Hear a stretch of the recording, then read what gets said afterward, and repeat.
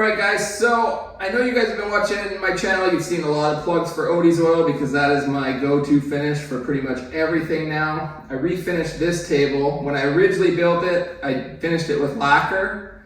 I had a lot of experience with lacquer. My brother-in-law had a cabinet shop, sprayed a lot of lacquer, so that's the finish that I kind of used for most everything. Did not last long at all on this table.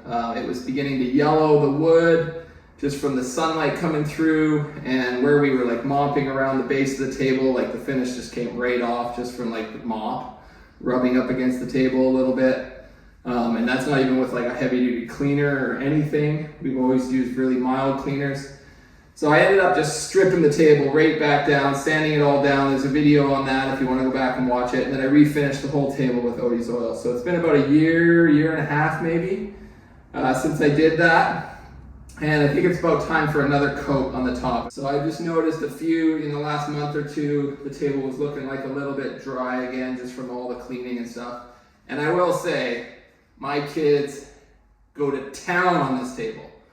Okay, I've got 4 boys, one who's special needs and loves to smash things on the table. And they do art on the table, felt pens, watercolor, paint, food, plate, like no placemats, nothing. We are not the particular family that really looks after stuff. We just live on it. And so the only spot where there is a mark is on my youngest son, Bennett. Okay, so you can see the outline of the ring right here. And it looks like some dark stuff. He must have had some paint or something, or watercolored food scraps. And there's a few little pen marks here. It looks like he took one of my boys took a ballpoint pen and drew on the table here. So I wasn't quite able to scrub that out. Everywhere else I've been able to just wash off the felt markers and everything with just soap and water and a little scrubber pad. And there's just some light scratches and stuff like that. So I think that'll all get buffed out when we just add another coat on. But I am gonna finish this one spot and we'll just see how easy it is to sand out. And then we'll refinish. I'm not gonna resand the whole top. And we'll just see how the Odie's oil blends with the raw wood. Even if we might not even have to get all the way down to the raw wood. The ring might just be in the top part of the finish. So just gonna give it a quick little wipe down here and then sand this one spot, give it a fresh coat and show you guys what it looks like.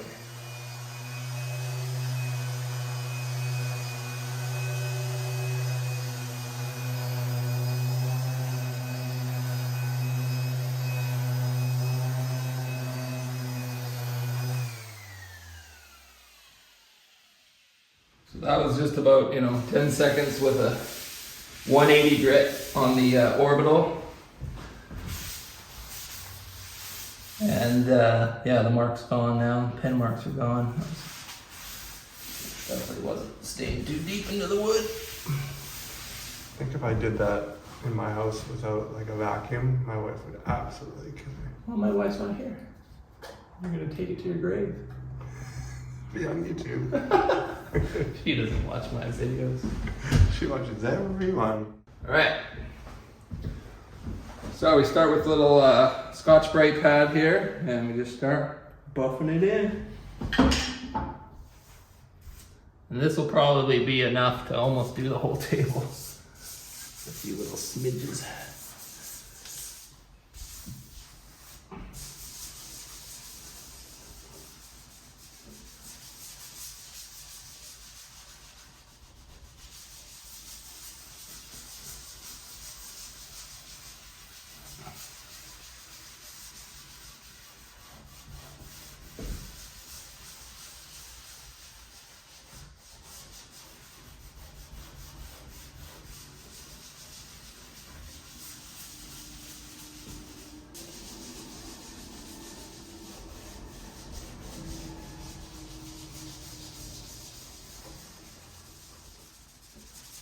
Okay, Jesse, Randall says in the comments that he was excited to buy his first jar of Odie's oil, but then he realized it costs about $62 for 2 tablespoons, and then he didn't buy it. What do you have to say about that? I will say that I understand the sticker shock, especially when you see the size of the jar. You kind of go, what? That's expensive. But from my experience, one jar will finish like 10 projects.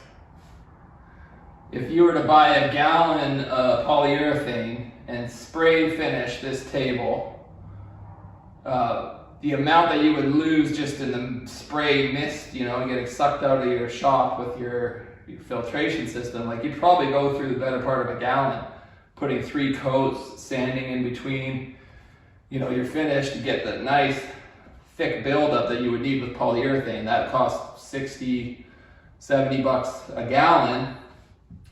And I could easily finish this table twice or 3 times with 1 jar of Odie soil.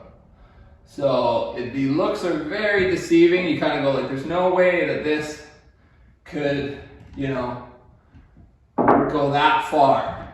But you can see that I've only maybe used the top ½ inch of this jar, and I've pretty much got the whole top recoated. So, you know, if you were brushing on a liquid finish, you would go through a lot more polyurethane or whatever other varnish you use to get the same kind of coverage. So I would say that it's on par with like a gallon of any other type of finish that you would see. So, you know, the fact that it's $60 for a little tiny jar, and then it's $60 for a gallon of varnish or whatever, they both go about the same distance from my experience. The Odies will actually even go a little bit further depending on the type of wood you're finishing, how thirsty it is. If it's really dense, it might not drink up as much. So then your oil will go even further. So, you know, I don't see that as ridiculous. And this is a lot easier to pack around with you if you're taking it up to a lake than a gallon can of varnish or stain or anything like that. So if that puts anybody at ease, I know a lot of people have issues with just, you know, the volume to the price point, but the quality of the finish, the ease of the application, no standing in between coats. Like, I'm saving hours and hours and hours of time being able to just add another coat over top of this and not have to sand it down or scuff it and take it out, spray it, you know, or varnish it, buy like really nice brush if I'm going to do a brush on finish. This just rubs on with the rag and it buffs off. There's no streaks, there's no nothing, and the aesthetics of the finish, in my opinion, are just the best. It's not too shiny, rich grain. It really highlights the grain. It's got that nice hand rubbed look. It's just perfect for the kind of work that I do. If you look like the timeless, classic hand rubbed look, it doesn't have a lot of sheen, but still really highlights the grain of the wood and enriches the color, then you gotta try the Odies. So that's the Samurai's take anyways.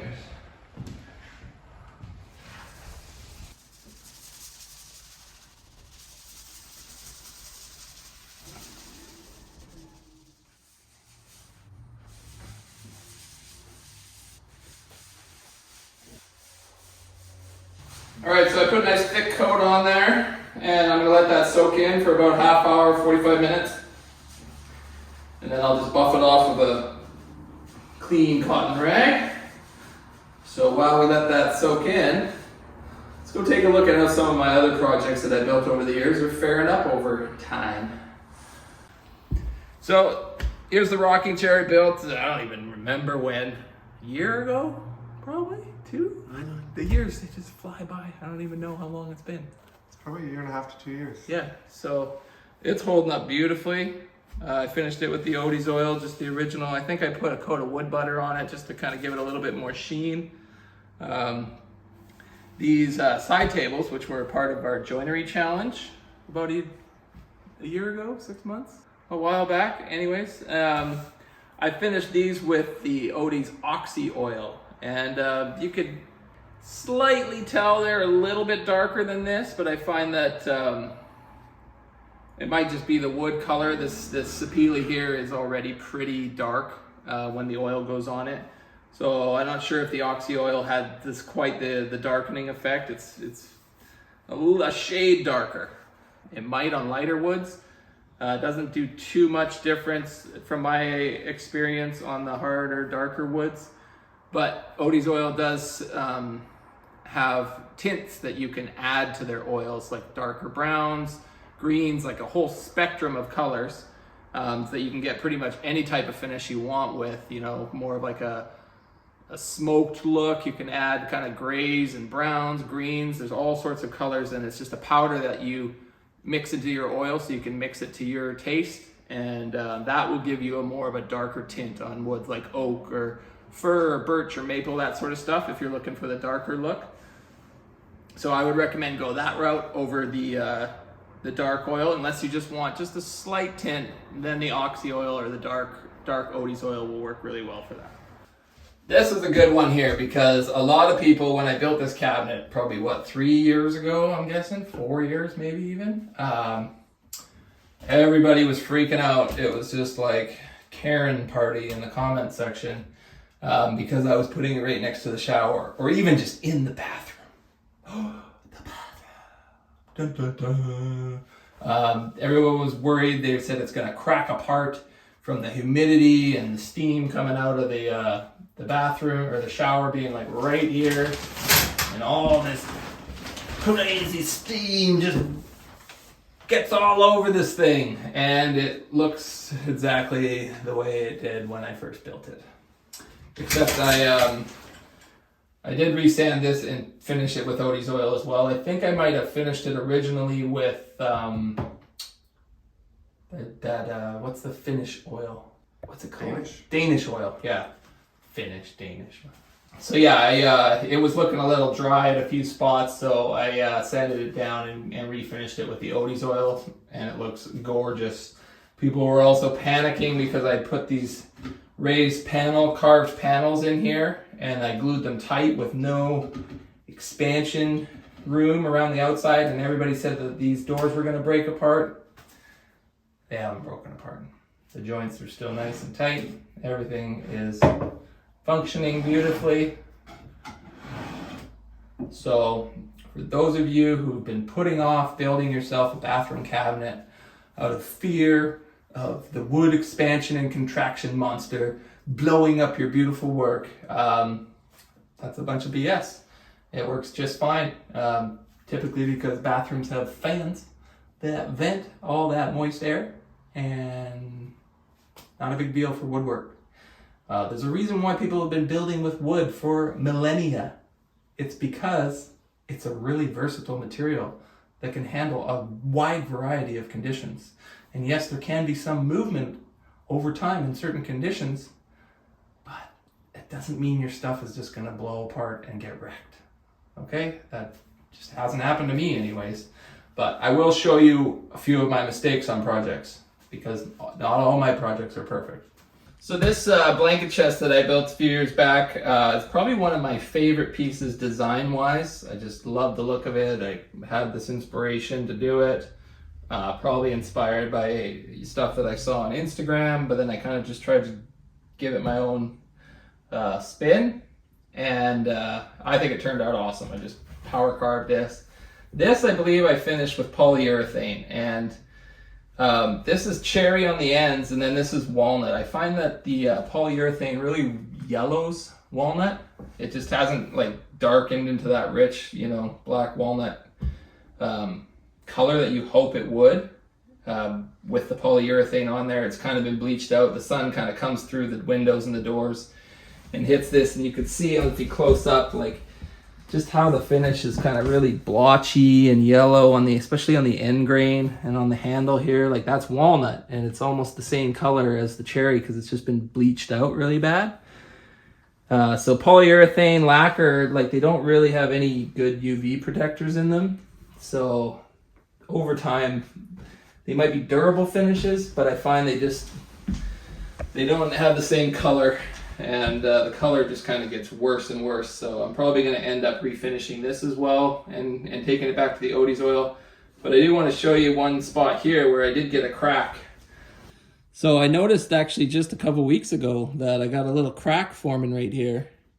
And I don't think it's due to expansion and contraction, because if these side panels or these tenons were expanding, I would think it would crack on both sides. And the crack is kind of following the grain a little bit on a diagonal here. And then it's even actually cracking up there. So I think what happened is these joints are, I would say, are probably not, they look really cool, but they're not super strong just with the grain orientation. So I think if I would have oriented the grain going horizontally, it might have been a little bit stronger. Just because, you know, it's like you only have these little sections in between the tenons that are keeping that grain lengthwise, right? So it does want to kind of crack off at the end. And my boys like literally jump up and down on this. When they come into our room, they come up here and then they open the lid, and I don't have any stays on the lid right now, and it's a pretty chunky, you know, 1-inch thick ends on it. And I think I didn't put enough glue in this joint here, and so just inside that rebate, the wood's kind of dried out a bit. And then I think with the impact of wham, that slamming down, just that impact can over time crack glue joints, especially if you're using like a PVA glues that dry really hard. They become brittle over time, and then impact can break the joints apart if they don't have enough glue in them. So that was kind of an unfortunate thing that I noticed, where I was just like, oh man, that joint failed. I might be able to, like, I can flex it with my hand, so I might be able to like inject some glue into these cracks, and from the inside down this little gap where the side panel rebate has a little dado channel into the side. So that one I think is fixable. It pulls together just with my hand quite easily, and I think I just didn't put enough glue in that joint. So if I was to build another trunk like this, I would probably orient the grain horizontally, use lots of glue, and probably use a glue like Type Bond 3 that's made like as a waterproof glue, and it doesn't dry like completely hard. It kind of has a bit of flex to it.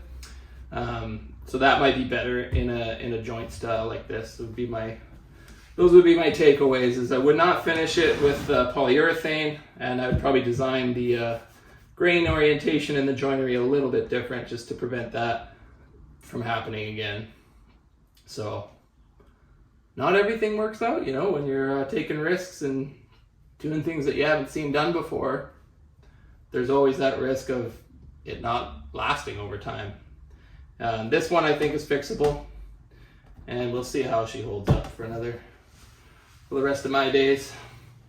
So these were the side tables that I also finished with lacquer, and you can see how just cleaning around the base of the table, the lacquer has just like worn right off along the feet right there. And you can see that it's starting to wear off right along the top as well. Just not holding up very well over time. So I'll probably end up refinishing these as well, sanding them down and doing them up with the Odie's oil. Because, you know, every year or 2 years, depending on the amount of use, the Odie's oil might, you know, wear off if you're wiping it down like a kitchen table. A side table like this would probably only need another coat of Odie's oil every couple of years just to really brighten it up. And the nice thing is that you just add right over top. You just rub on another coat, buff it off. So that to me, just the time save on finishing is the main reason why I've switched to Odie's oil. It's just the most forgiving finish that I've ever worked with. These lamps have held up pretty well. I think I finished them with lacquer as well. I don't even know if I put a finish on the panels. I don't think I did. I might have sprayed 1 or 2 coats on them, but they actually look still like they're just raw wood. Yeah, the lacquer and stuff, I guess, is holding up all right on this. Or did I use polyurethane? I can't tell. Back legs about Oh, it's about to fall off. Smash! And then the little Kamiko panels, obviously, is my water coaster. It's getting some water staining and stuff on it. But I could probably give that a little sand and rub some Odie's oil onto it, and it would bring her back to life. So I've recruited some help to buff off the finish here. Got my boy Logan. So easy a child can do it, eh, Logie? And we're just using an old t-shirt here to just buff off any of the excess oil that's didn't get absorbed by the wood.